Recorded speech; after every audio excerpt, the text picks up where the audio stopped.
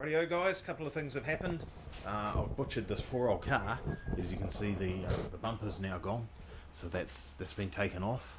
A little bit less weight on the front there, but that's not the worst of what's been taken off. And here, oh dear. Hey look, we can see the wall over there. There's a chassis rail missing. So over on this side we chopped this one out, the original one. I've fabricated this one up out of 2mm electrogalv panel steel. This is actually basically a C-section that's folded around to this bottom corner that you can't see under here. So there's one join, this edge comes around to about here, that's over the top, it's just a 90-degree section, and there's the other join there. So that's how that's done. It's not the same as what the factory have done. The factory have had a U-section with another U-section in the top of it and spot welded all the way along there. This is ever so slightly larger and slightly different construction to give a similar sort of strength. So that should take care of LVVTA's concerns about making the front of the vehicle stronger or weaker or whatever than what it was originally. It should be pretty much in the same sort of structure. And over here you can see this piece here gets the top and the bottom chopped out of that, and then these sections reshaped as per what you see over there, and then straighten this out. So you'll see that's the distance that we move the rail across that far, and that gives us enough room for our great big V8 to go in there. So there's a few things to sort out while we're here. A bit of this sort of stuff, the old cancer is coming, a little bit of sulfuric acid leaking out of the battery. This is where the battery lived in here originally. You can see it's quite yucky up there, so all that needs some work. So that's leaked down inside the chassis rails, which never had any paint in them from the inside, from the factory. Back in 1969 they weren't too fussed about things like that, so that's why that's rusted out there. So as it stands at the moment, I probably could, if I chopped this here off just vertically like that, I probably could drop the new motor into this hole and see where we're at, see whether it fits.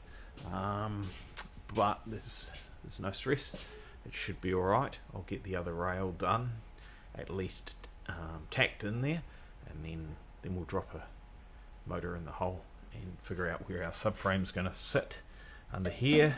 Should give us, everything should be right. You want to double check all that before you get too far down the track. Hold it up there with a clamp and all that sort of carry on, and just check the geometry, figure out where our top hats are going to end up, and our towers up here, our towers, yes, that's the right word, inner guards. So there's a lot of structure that has to go into here as well. You can probably see on the other side there's not a heck of a lot up here in the way of strength, so that has to be replicated, similar to what you've got on the S13 Sylvia, probably a little bit stronger. There's a few things, lots of things to sort out, broken bolts, and as I pointed out, that rust there, and all this is all rusty through here.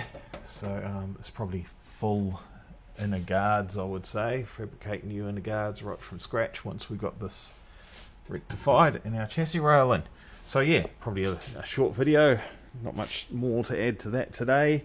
I will get on with it. I want to have this, I want to have the engine sitting in here by about Tuesday, hopefully, just to mock it up and figure out what we've got to cut out of the trans tunnel to make the gearbox fit.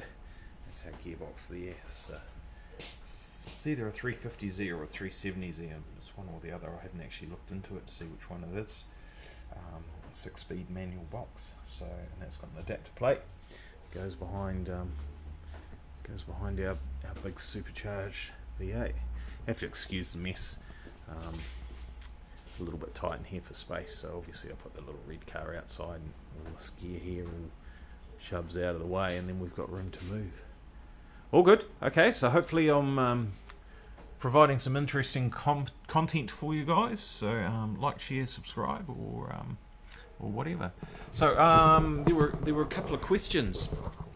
I've forgotten his name. On the previous video I had Q&A, one of the previous videos, and somebody's asked me two questions. One of them was about a diffuser on the back of a car, on a street car, whether you'd notice the difference. And that's a tricky one. If you're driving legally, no, I doubt you're going to notice a difference.